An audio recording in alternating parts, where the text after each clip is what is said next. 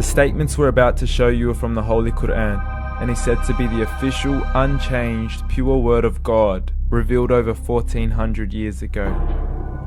Claiming to be the word of God is a heavy statement, and without proof, or if a single contradiction is found within the book, the apparent word of God will be proven false. So without further ado, let's put the book to the test.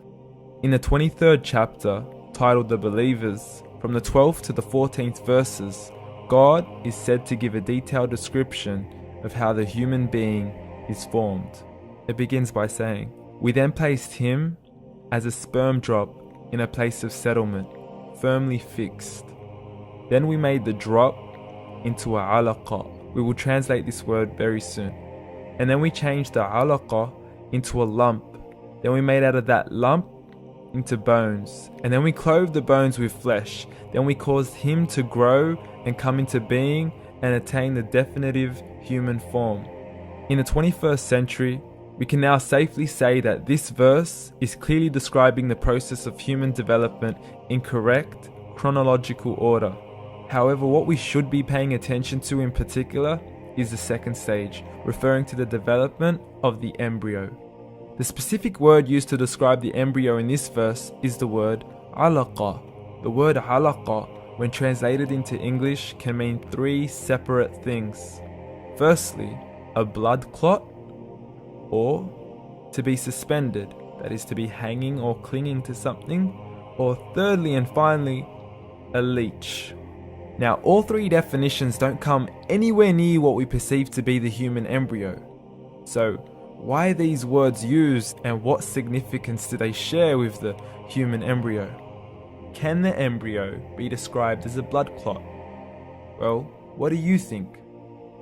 In the 3rd week of embryonic development, a tubular heart joins with the blood vessels to form a primordial cardiovascular system, and by the end of the 3rd week, the blood is circulating and the heart begins to beat on day 21. The first thing that comes to mind in regards to being suspended or hanging is the umbilical cord. But we can't use that example because we are simply referring to step 2, before the baby has even formed. But we now know today that the umbilical cord is formed from the connecting stalk. And the connecting stalk is formed as soon as the embryo is formed. The embryo's connecting stalk has even been described by John Allen and Beverly Kramer as an object to suspend the developing embryo in the extra-embryonic column. So an embryo is suspended and does have a strong resemblance with a blood clot. What on earth would an embryo have to do with a leech? Figure A shows the structure of an embryo at 25 days. Figure B shows a leech. Now please note once again that the embryo in this stage is no greater than the size of a kernel of wheat. This is an X-ray of the embryo at 22 days. This is the internal structure of a leech. It's mind-blowing stuff, but you still haven't seen anything yet. This is the head of the embryo at 22 days. The detail you are seeing right now is absolutely impossible to be seen with the human eye and can only be seen with a microscope. This is the back end of a leech. There's no other words used to describe this other than mind-blowing.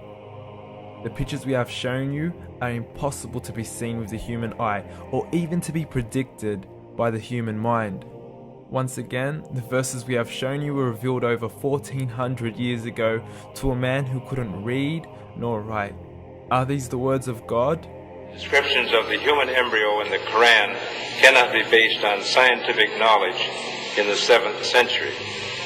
The only reasonable conclusion is that these descriptions were revealed to Muhammad from God, from God, from God, from God, from God.